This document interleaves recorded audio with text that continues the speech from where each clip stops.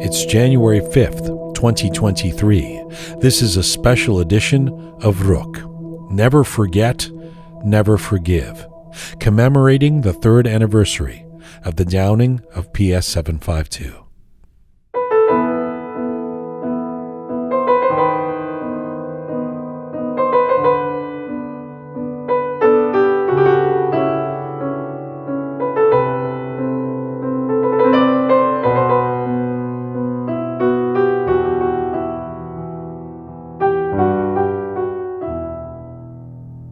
Well, hi there, and welcome to episode 229 of Roqe.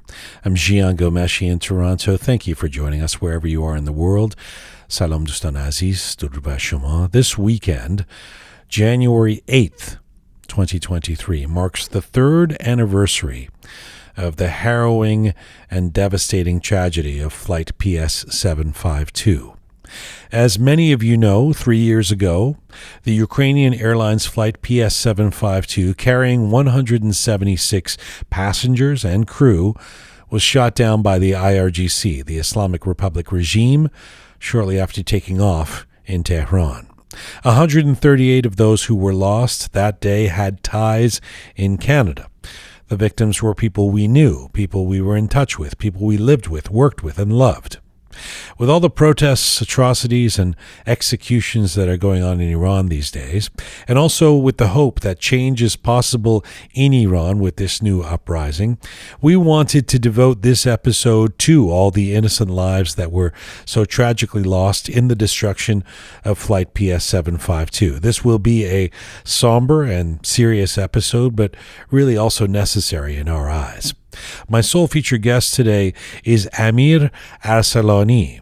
Amir lost his sister, Evin Arsalani, as well as his brother-in-law, Hiva Molani, and his one-year-old niece, their daughter, Kurdia Molani, on that flight. Evin Arsalani worked as a business analyst at CIBC Bank in Canada and had traveled along with her husband and their daughter to Iran for a wedding on December 8th, 2019. The family was scheduled to return home after celebrating Evin's birthday on January 2nd. They never returned. Amir is an active member of the non-profit organization, the Association of Families of Flight PS 752, and will be taking part in memorial ceremonies this weekend, marking the 3 years. But first, right now, Amir Arsalani joins me in the Roqe Studio. Hello, sir.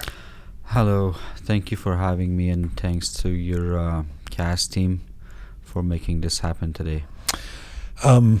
Thank you for doing this, Amir. Let me start with this. I mean, how do you feel 3 years in about doing interviews like this? Is it sort of a necessity, or is something that you actually still choose to want to do to continue to spread the word? Of course, I like to be heard. I like to spread the word as much as possible for everyone to hear, for everyone to know what pain we're going through.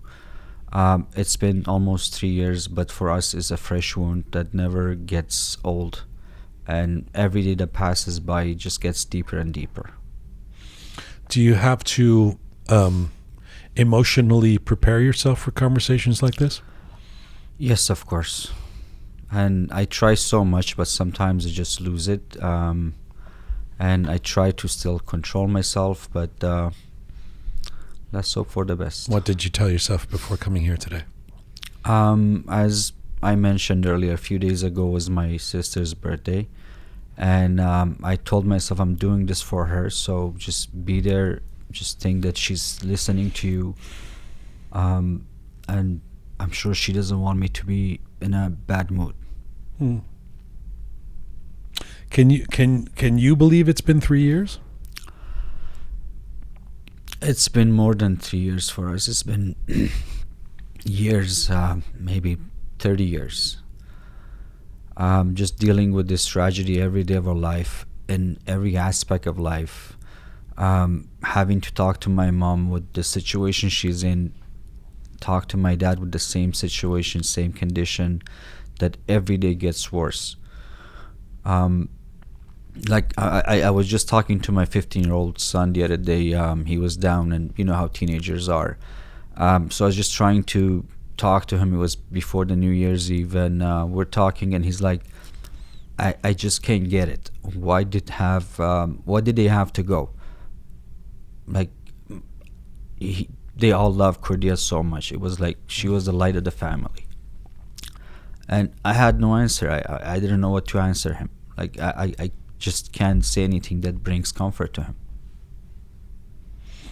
I was going to ask you to describe the last 3 years. I mean, you've somewhat just done that. When you talk about every day it gets worse, tell me about that. I mean, it's a cliche, but you know, I remember when my father died, and people would say, "Well, time heals. You know, over time you'll come get at peace to this," or whatever people say in those moments. You know, people don't know what to say, but that doesn't sound like it's happening here. When you say it gets worse every day, talk to me about that. No, time doesn't heal wounds like this. Of course, it makes you get used to the pain. Like if you have arthritis, for example, you just have to deal with it. But this is not a physical pain. This is more of an emotional. That, like, for example, every day at 10 o'clock, I used to call my sister in the morning because she was on a very certain, like, specific schedule for my niece, that she had to go to sleep every day, every night actually at 8 and wake up at 10, so she gets her sleep. So every day at 10 I would call her, and just on FaceTime or on WhatsApp, just trying to see her precious morning face when she wakes up. Believe it or not, even though now after 3 years, I still, around 10 o'clock, I just grab my phone. Wow. And there is no one to call.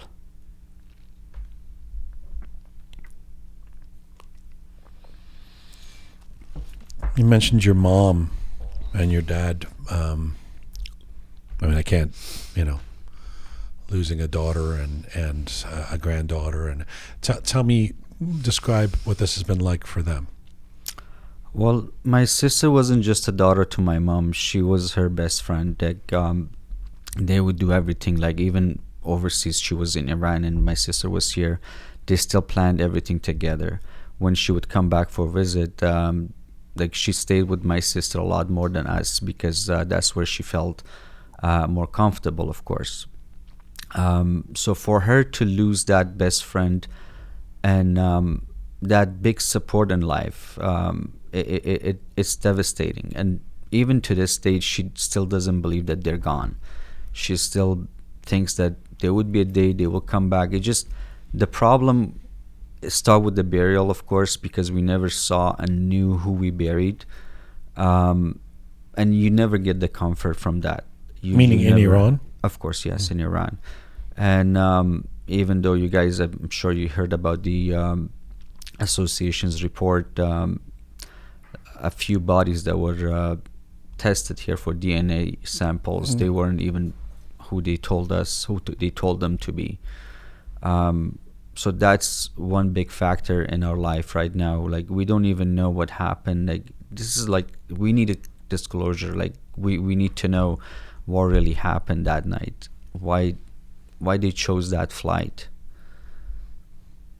What are the kind of conversations that you have with your parents? I mean, are you in the role of trying to support and console them, or vice versa? I mean, you're grieving as well, right? Yeah, unfortunately, I'm like the dad of the family. Like, I'm the oldest son of three, and like, I always played the role of to try to comfort everyone, try to make sense of everything around. But lately, I can't just speak more than a few minutes with my mom or dad, because they still go back to past, and that hurts me, and I know it hurts them too. But I cannot tell them, no, you're wrong, and I can't push what is right to their brain, of course. So our conversation is very short, just how their days going by, and if anything in the family is happening, especially like these days, the last 3 months, we have more to talk about, of course, especially in our city, Mahabad. lots been going on. So we try to talk about things around our own problems. You mentioned your teenage son, who would have been 12 when this happened. What have you learned about how to talk to young people about these things? It's too hard. Like, for me at that time, at that age, I thought they wouldn't understand, but he remembers every second that we spent together. My daughter's even younger. She remembers clearly, like, how they would go shopping together, how they would go for sleepover. It's amazing that they're still. I'm learning things from them. I'm getting things from them right now. My 12-year-old daughter tells me, "But Baba, believe me, they're in a better place. Believe me, they're happy right now. They're looking over us right now." I myself don't believe in any afterlife scenarios, but they're trying to comfort me as well. Tell me about your sister, your late sister, Evin. These are very young people you were talking about. She would have turned 32 a couple of days ago. Can you tell us about her? She was going to turn 33, actually. She was 8 years younger than me, and since she was born, she was my responsibility, basically. I remember the day that she was, for first time that she was left with me, she started crying, and I didn't know what to do. And I just sat beside her and I started crying with her until one of our neighbors showed up, and she showed me what to do, because both of my parents were out at the time. So we had a very close bond together. Like anything that I had in life, she would be the first person to know. Any problem I had in life, she would be the consult person to go to. And same thing for her. I remember when she was getting married in Iran to Hiva, she called me in 2012. She said, so she called me Kaka, that means bigger brother in Kurdish. She said, "Kaka, you have to come back for my wedding." I said, "But I don't even have a passport. My passport is expired, and I don't even have the army service, so I can't get a passport." And embassy was closed in Ottawa. She said, "It's up to you. If you don't show up to my wedding, I won't get married." So I made it back with expired passport. And I had to smuggle myself out from Iran through Iraqi border and spend 4 weeks in Iraq because I didn't have proper document to leave. So I had more of a fatherly role for her in her life, and she was more like my own kid, my own daughter. What was Hiva like? Hiva was a nicest, I would say, calmest, most logical person you've ever seen. The wedding had your blessing, clearly. Of course. No, I knew Hiva before. We used to be in the same school long before I left Iran. So I kind of knew him. We had some mutual friends. And when I met him for the first time after all these years, he's still the same guy I knew a long time ago. And this guy would never get mad. You could push every button on this guy. He would never turn around and say anything. And how were they as a couple? Very good, very good. They were actually role models for a lot of friends and families we used to be with. They never argued. They never even raised the voice on each other. It was amazing. You know, there's so many people that we lost on this flight. A couple of folks that I knew personally, but somebody that often gets talked about because she was the youngest person on the flight is Kurdia. It's already hard enough to get your head around losing a 30-year-old sister. Tell me about Kurdia and how you guys have dealt with this. So Kurdia, I was there since the second she was born. You could just imagine how attached I was to her. And she often thought that I'm almost her friend or her age. She would sit down on the floor and call me by hand, just coming down and sit with me, play with me. My sister would try to tie her hair by force. She would go through hell just to put the hair ties on, and I would just look at her and I say, Kurdia, what are these? Just take them off. And she would just take them off right away. I had a very close bond with her. Like I was working in Richmond Hill and they were in Ajax. It's about 35 minutes drive. Every time we close the store at 9 o'clock, at least twice a week, I would go drive after 9:30, drive to Ajax, see them for like half hour. She sleeps, but I would beg my sister, just please keep her awake till I get there. And Wednesdays were our day off, and I would just plan my whole day around Kurdia. I would go take her shopping, take her to a mall, take her to a walk. It was amazing, the bond we had. It was like she would just pick up the phone. She was one, but she already had a lot of personality, it sounds like. Oh yeah. She was 16 months at the time. Like she would just get up and pick up the phone and pretend that she's calling a number, and I'm picking up on the other side, and she would be gaga gaga, just like how my sister used to call me kaka. So she would copy the same thing, and she would talk for some time. Just no one would understood what she's talking about, but it was cute. It was the whole world. Why did they go to Iran in December of 2019 and early January of 2020? They went back for Hiwa's brother's wedding. He got engaged. He was supposed to have a honeymoon, not an actual wedding, but then they decided, now we're going to have a wedding here. And Hiwa was asked to go back. They made a decision to go back. The last day that I went there to take him to the airport, they were both saying, we wish we didn't go to this trip. We wish we could cancel it. My sister actually said, she works for the bank. She's like, I'm gonna call the visa company and say, I don't know who bought the tickets, just cancel them. And I said, you already got through this, you already promised them you're going back, just go with it, it's okay. And I wish I never said that. I wish something would have happened to my truck that day, to myself that day. I don't know how to justify it.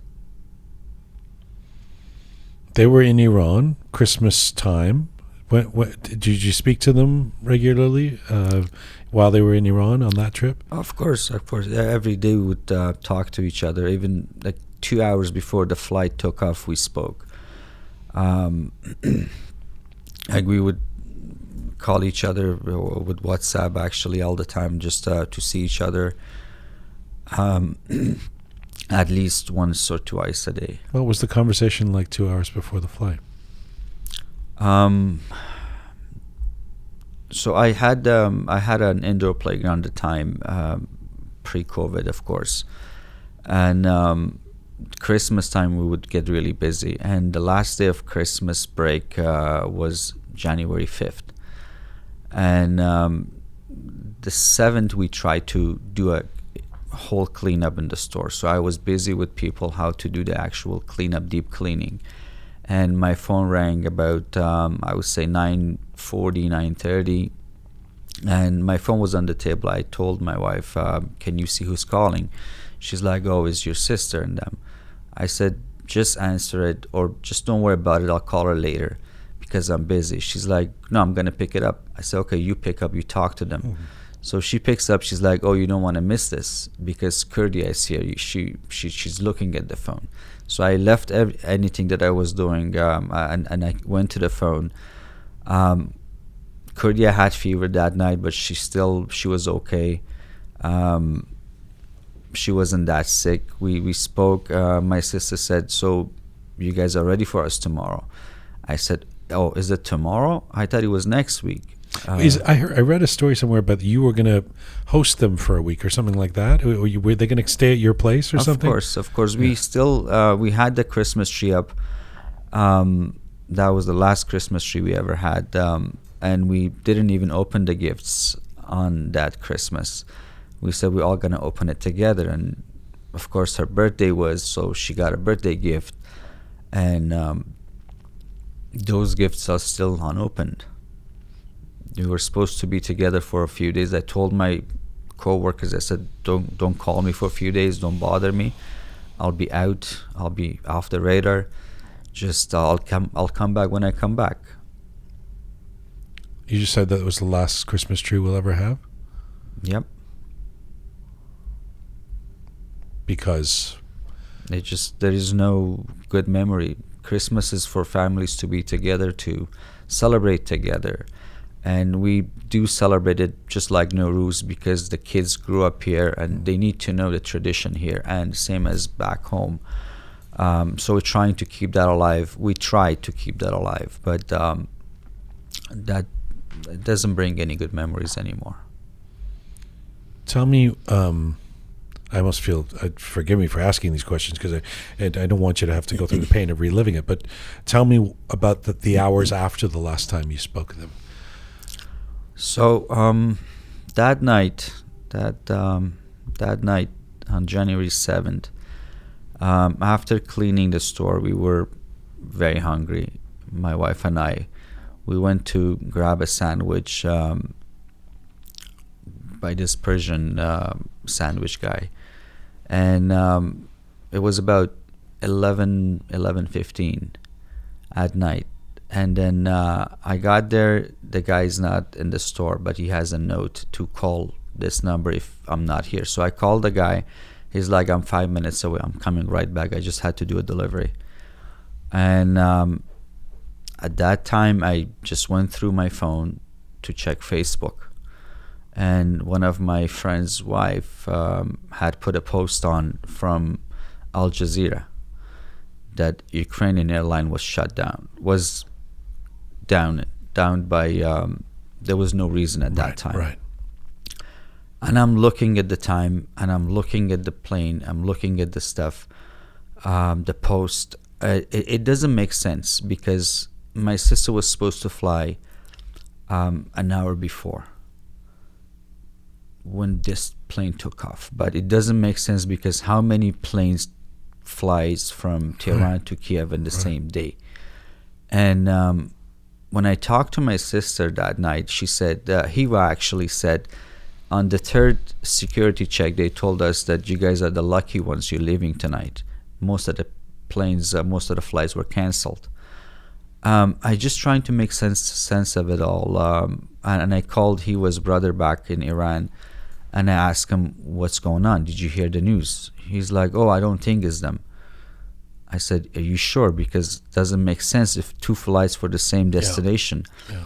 He says, oh, I'm going to call, I'm going to find out. And then now I felt like something heavy came over me that time. And I'm thinking maybe 1 million ideas. What's going on? What could be wrong? They probably didn't get on the plane, or this is a wrong plane, or maybe they're alive. Maybe they just went down and everyone is alive still. Until the names came out, the people, the passengers who got their boarding passes, and of course, my family's name is among them. When did that come out?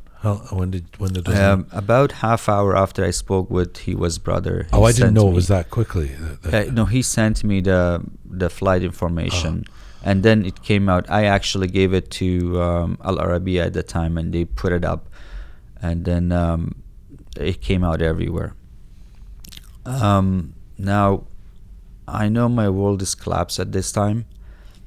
Now, the challenge is how to tell my parents. How do they find out? How they gonna find out about this? What is their outcome? Sorry if I'm taking this a bit longer. No, don't take as long as you want. So I had to call my aunt. I said, this is what happened. I need you to just go to my mom and don't say nothing. Just be there for her. Then I'm trying to find my dad. He's not answering. I called Hiva's other brother who got married, trying to find where my dad could be. He usually goes to this tea shop in the mornings. And then I went straight to Washington that night. I went to the airport, so I'm gonna go get my passport done and just fly over tomorrow. I even reserved a ticket that same night. I went to Washington. It was like almost 7:30 in the morning. I got to Washington, the Iranian embassy, whatever it is. And you hadn't told your parents yet? I have, but like in the Yeah. process. So my mom calls me. Can I just say, having interviewed a number of the families of the victims of PS 752, this has come up a few times. The idea of how do we possibly tell our loved ones and your parents, in your case, your this knowledge that is crushing you. The next step is, how are you going to actually impart this knowledge to others, which is a whole other level of... It's the hardest part of grieving process, obviously. So my mom calls me, and she's screaming. She's just saying, "Tell me it's a lie. Tell me it's not true. Tell me they're alive." And I just have no words to say. I just have nothing to say, and all I do is just crying. So apparently my dad goes to the tea shop, and the TV's on, and they show the plane, and my aunt is already at my mom's place. My dad calls home and says, have you seen the news? Is this our plane? Is it the kids' plane? And then that's where my aunt breaks down and tells my mom, that's why I'm here, because Amir called me and asked me to be with you here today. It's funny when my mom talks about that night. She says at exactly 6:45 in the morning, she gets up for no reason, and she feels like she gets choked, and she gets up. She has acid reflection. She's like, I just went to the washroom and threw up with no reason. She's never gone through this before, but it was just something that day. They were in Kurdistan? Where were they? They were in Kurdistan. Mahabad? Yeah, Mahabad, yes. Tell me about that day. So you go to D.C.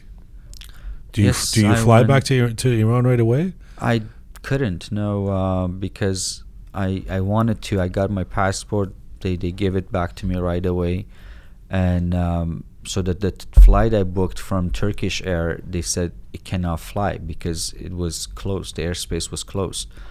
I tried different companies, different airlines. They all said the same thing. And my dad begged me not to go back. He says, I don't want to lose another one. Just stay there, do the service there in Canada. We have friends, we have families. Just be there for us. So then I decided just to stay over here and just watch it through my phone.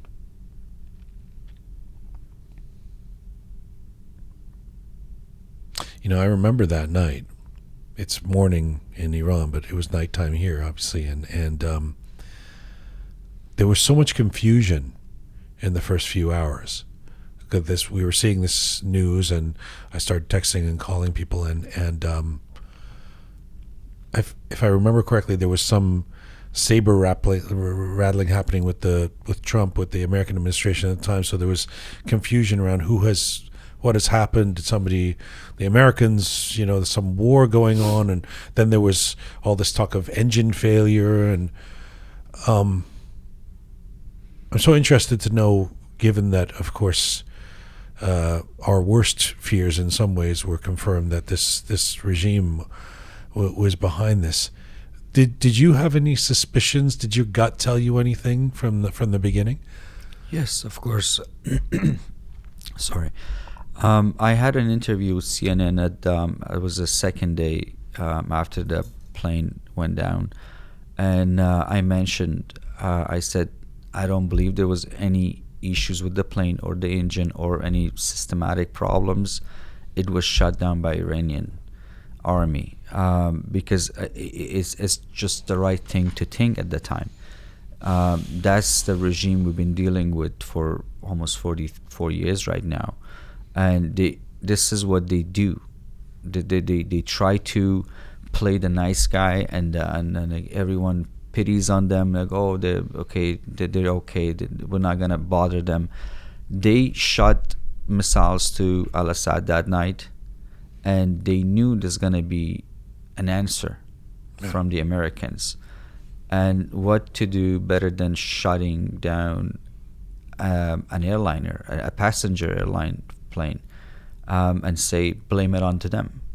Because if you, I'm sure you heard about it when Zarif was talking about the second that happened, the morning they went and they talked, and they were still denying what happened, because they should have known better.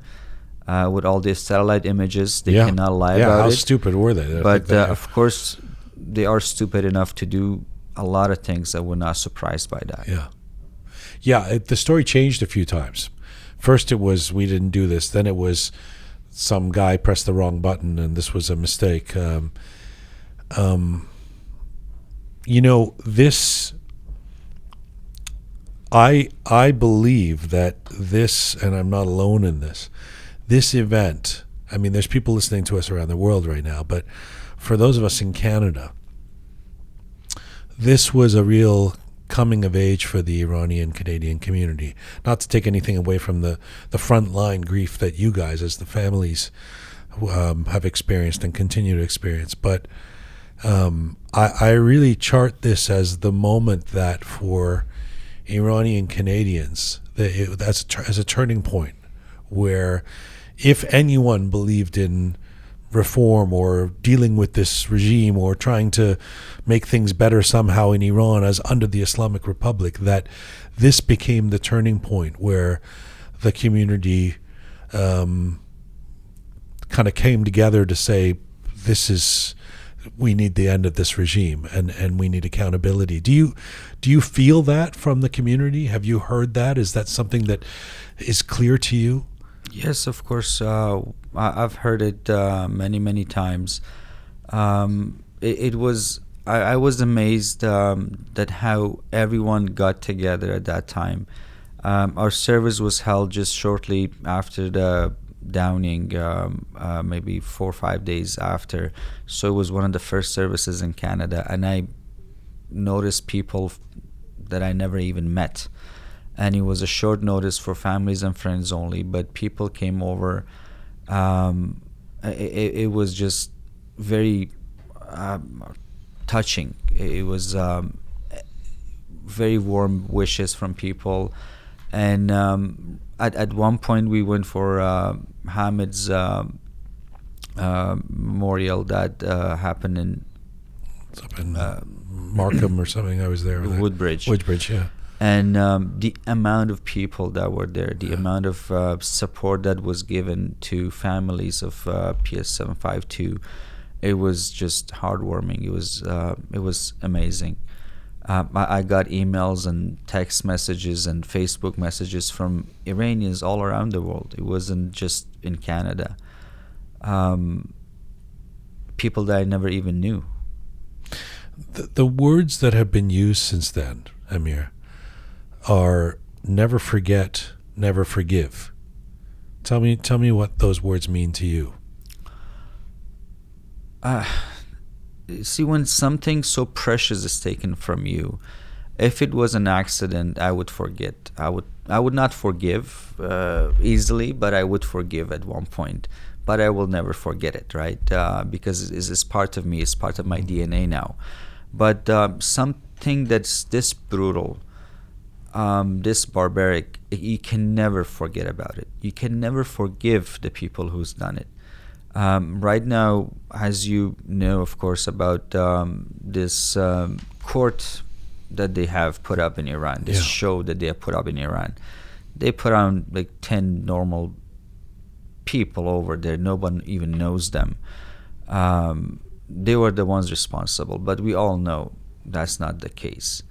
We need to know what really happened, who did give the order, I mean, just a few days after the flight downing, Haji Zadeh said, I'm responsible for it. I take the full responsibility. So where is the other people? Where is Haji Zadeh right now?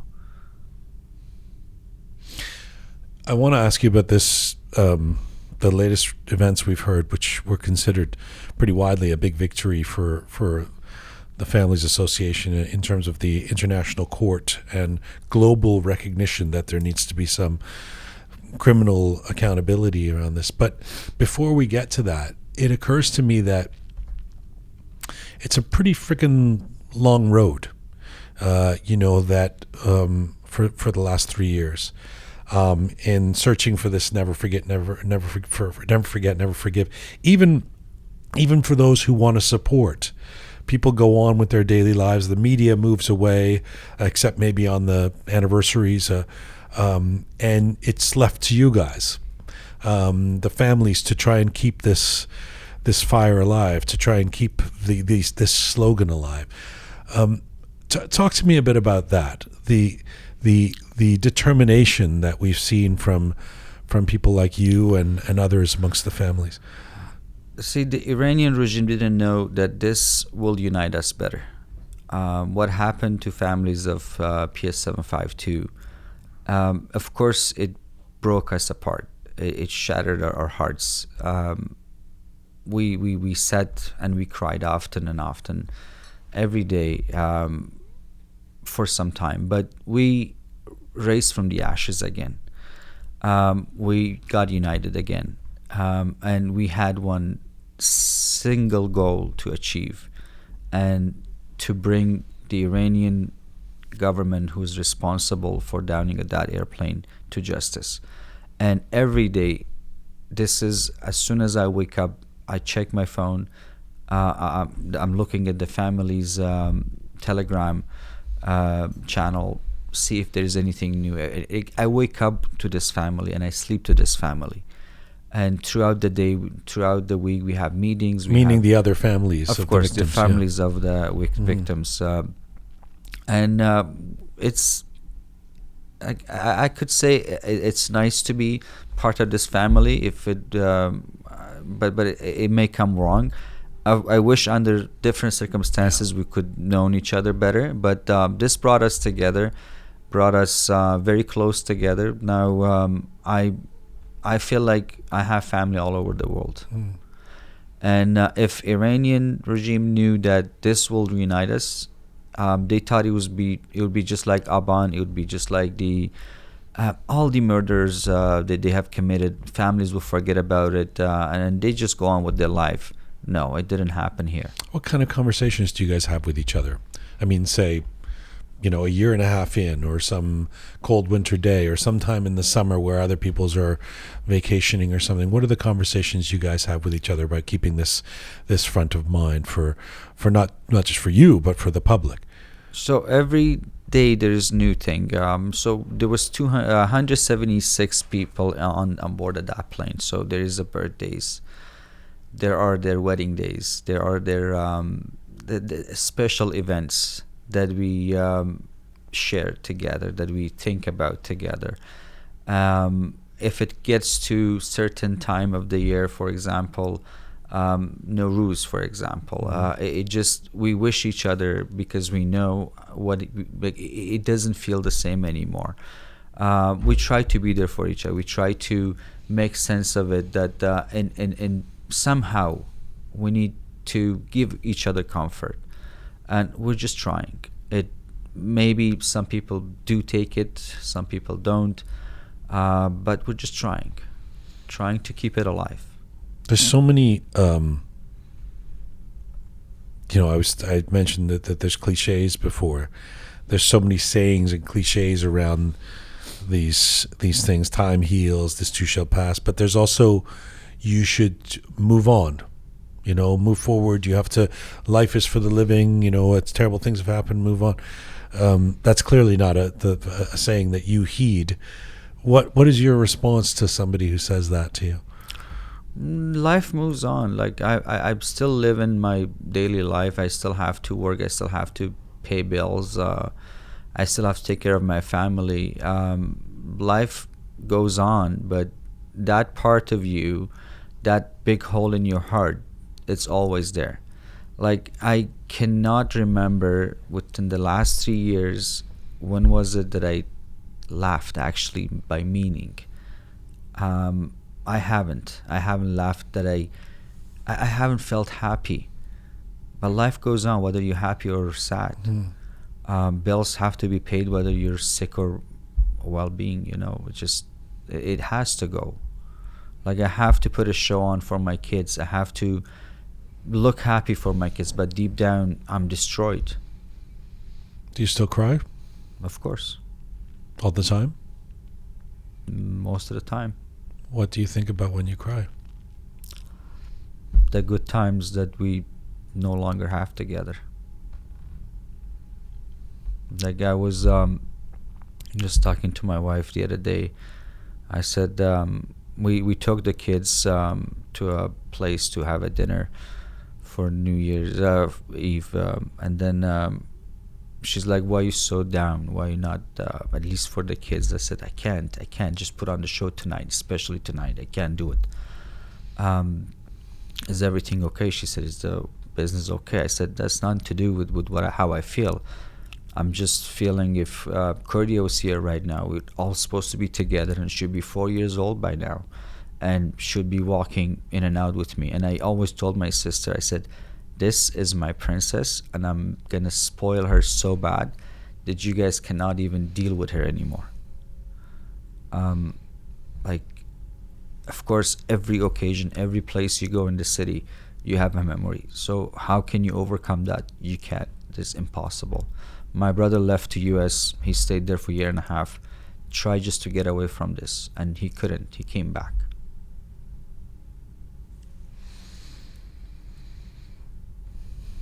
It occurs to me that in the last 4 months, in some ways, Iranians who weren't out there already have caught up with you guys in terms of wanting to do everything they can to hold this regime that to justice. Even if everybody's always known it, action is being taken now. There's this uprising. There's this revolution, and a revolution that, to a certain extent, has had its epicenter in Kurdistan, and Mahsa Amini herself, of course, was Kurdish Iranian. Tell me about what the current revolution in Iran has meant to you and your family. It made me hopeful, because if you had if we had this talk 6 months ago, I would say maybe in 10 years we would see a revolution. But it made me hopeful, and also hope for better justice and quicker justice while they're still alive, while still the supreme leader is still alive. And of course, revolutions would take time, would take a lot of efforts, which I'm amazed by seeing how our young people, our young generation in Iran, are paying with their lives. They're not scared of anything. They just go empty-handed towards guns and bullets. Flight PS 752 gets mentioned at demonstrations in Iran and outside here. It's there as one of the things that the global community and those inside Iran wants. One of the atrocities that no one wants to forget with this regime. Of course, the association of the families of PS 752. We're only 3 years old, and within that 3 years, we have accomplished some good things that to earn the public trust in Iran. Now they know we're not in it for money. I was okay before all this, and I'm poorer right now, not richer, if any. We were all okay. We were just living our normal lives, and if you look back at October 1st rally in Toronto, and Richmond Hill, the big one. The Richmond Hill, over 50,000 people showed up. Yeah. If you go back to Berlin, how amazing that was. Yeah. I'm not against any other parties or associations of any sort, of course Iranians, but what have they done within the last 43 years that we have achieved in less than 3 years? It's, of course, people are smarter these days. There's lots of social media. It's a lot better than before, and it's helpful, and people see the difference. No, you can't say it. I would say it. We owe you.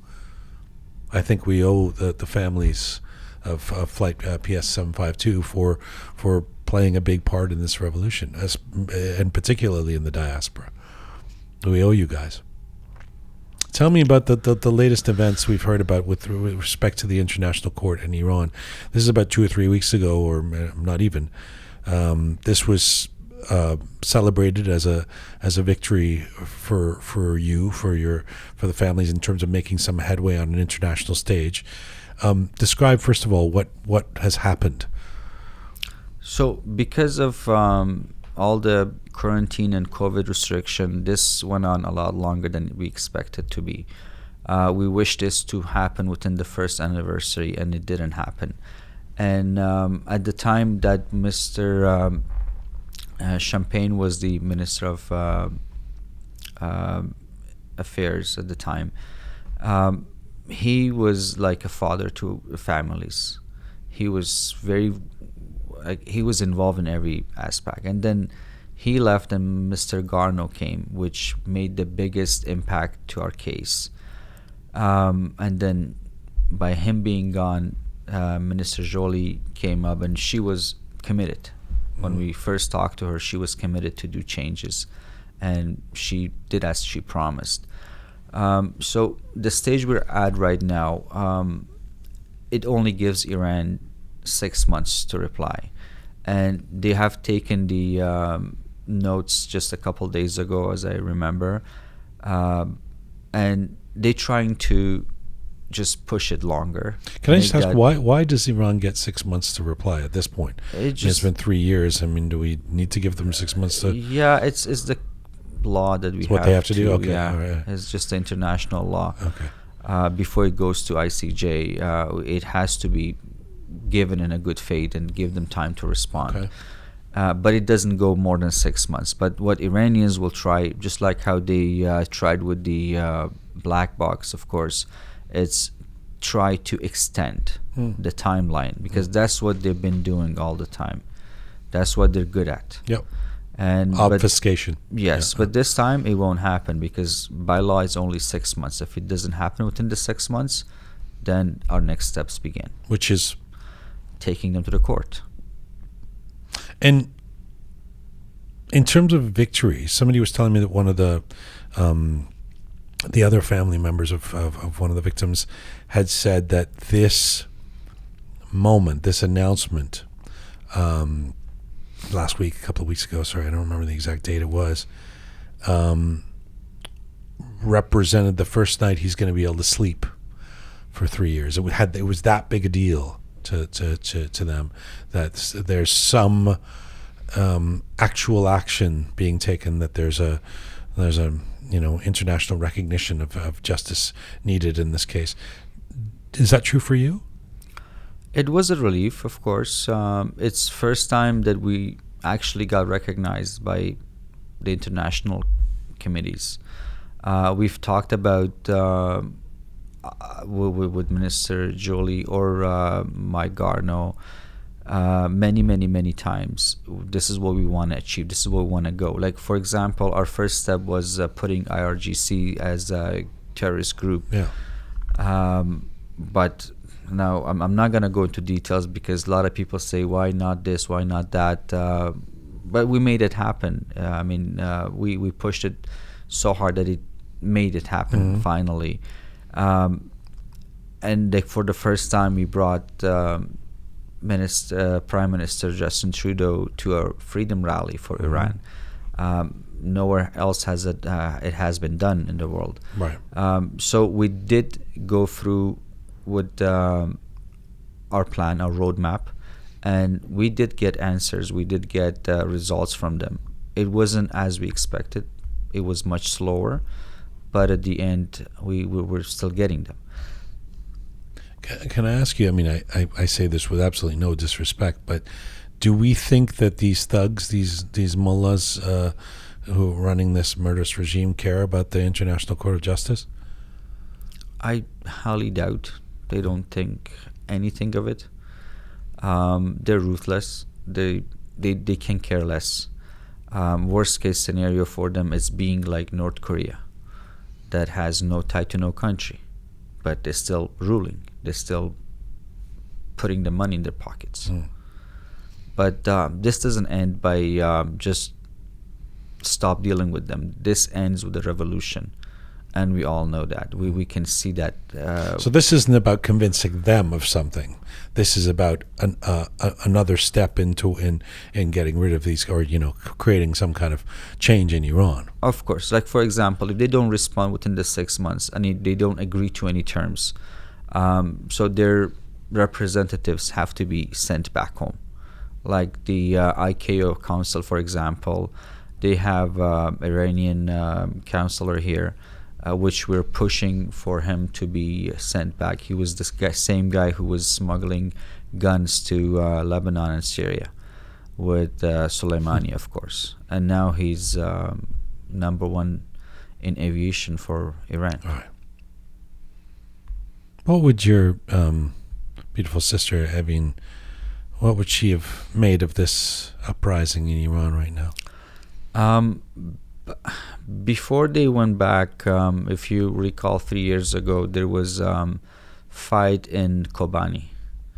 And if you check their Instagram, her and Hiva, they have that support for the Kurdish girls in Kobani.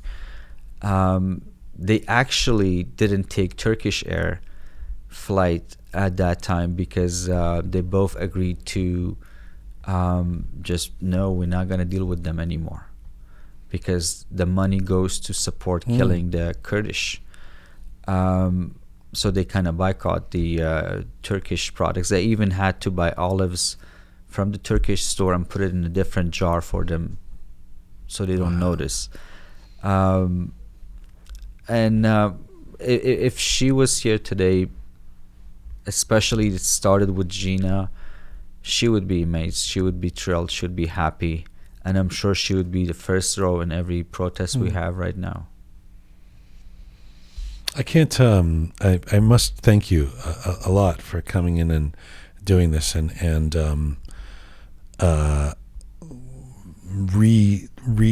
re-talking about something that is incredibly painful, and yet you live with it either way. It sounds like so. There's this is another day for you, but I am grateful, and your voice is so important. Before I let you go, tell me how will your family be commemorating this weekend? As I told you, my parents are still back home. They're gonna go to the celebration, the memorial that we have in Iran, in the same place that the plane was downed. Myself here, I've been involved with many things behind the scenes, so I'm trying to put everything together for this big weekend and make sure everything looks great, like they deserve it. And I'm all in. Thank you for doing this. Thank you so much for having me. My condolences to you and your family. Thank you so much. Thanks for being here, Amir. Thank you. That is Amir Arsalani here in the Roqe Studio. He lost his sister, brother-in-law, and niece in the horrific downing of flight PS752. Almost exactly 3 years ago. Memorial services marking the third anniversary will be taking place this weekend in a number of cities around the world. You can find out more by following the nonprofit organization, the Association of Families of Flight PS752 Victims, at their website, ps752justice.com. This is full time for this special episode of Roqe for today. Thanks to the amazing team who put this show together: Roham, Anahita, Parisa, Pega, Merdad and Shaya. Thank you to all of you out there for supporting us and sharing our content. Please subscribe if you haven't done so already. We'll be back in a couple of weeks with brand new episodes of Roqe. Find me on Instagram at jianghomeshi, and in the meantime, Mizun Bashi.